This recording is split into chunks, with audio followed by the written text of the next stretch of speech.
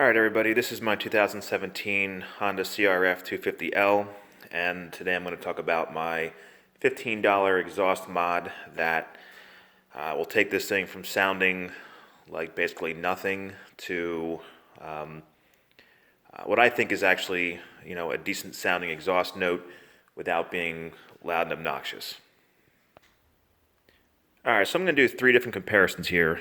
First one is just the stock exhaust. This is spark arrestor, everything completely intact.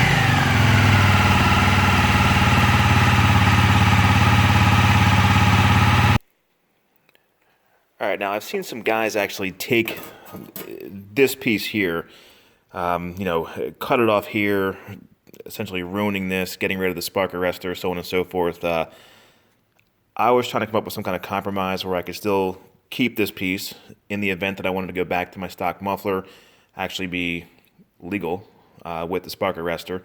I didn't really ever notice any kind of difference in sound when guys did cut this off.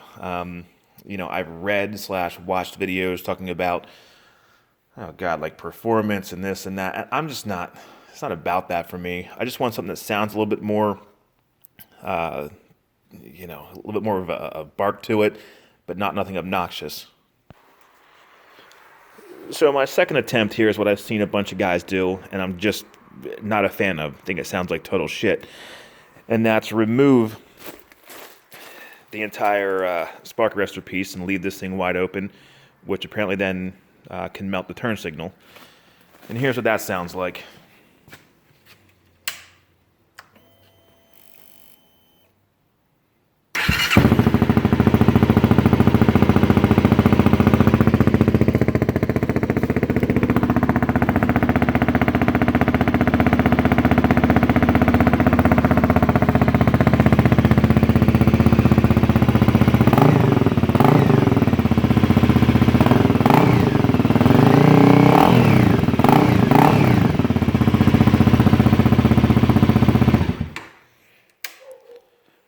All right, it's just, in my opinion, it's too loud. It just doesn't sound right. It's just awful all the way around. I don't know if it's harmful or not to the engine or anything. I'm assuming maybe not, but it just does nothing for me.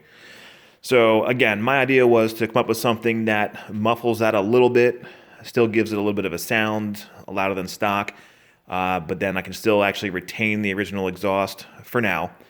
And then, go back to the spark arrestor, so on and so forth, down the road, should I want to. So believe it or not, the answer to my issue, per se, here, was this bad boy right here. This is about the ugliest looking thing you'll ever see in your life when it comes to exhaust. It's essentially a piece of 16 gauge metal. I bought a $10 sheet of this metal at Home Depot and cut it out to match and line up with this end piece right here. So the holes can bolt up to the stock exhaust, just like this one here would. This tip is a 1.5 to 1 3/8 reducer. It's just an exhaust tip that I bought at AutoZone for $1.39. I cut it on an angle on the 1.5-inch side that lined up with the end cap on the stock exhaust, so it came out at the same angle and then gave me clearance from the turn signal so that wouldn't melt as well. So this whole thing here cost me about about $13. All right, I tightened this thing in place, and I should make mention that the hole that I cut on the back side of this plate was pretty much the same size hole as what the outlet on the exhaust was, on the actual muffler itself. So the diameter of the hole on the back end of this matched this here. And then this 1.5 inches is about that hole. The open hole coming out of the back of the muffler was about 1.5 inches, and then this reduces down to 1 3/8. And here's what I got with this creation.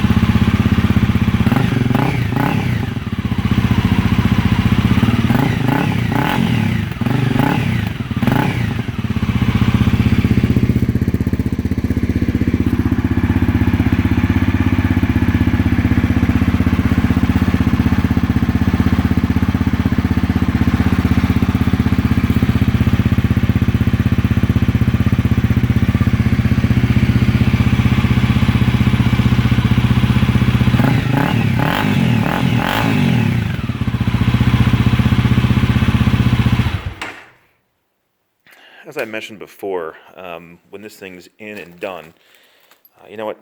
Let me put the end cap on quick.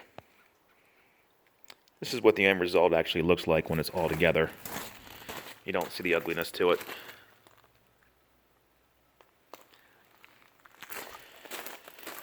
Again, it kind of comes down on the same angle as this here, and I have clearance between my turn signal, and my theory is the exhaust coming out here, not here, will in fact theoretically save this from getting too hot and melting. So yeah, that's what I came up with. I have not driven this thing yet.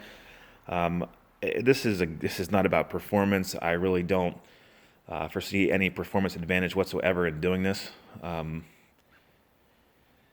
But like I said, it's about the sound and actually having a little bit more of a cool exhaust note to it. All in, it cost me about $14 and a little bit of time. Hope this helps.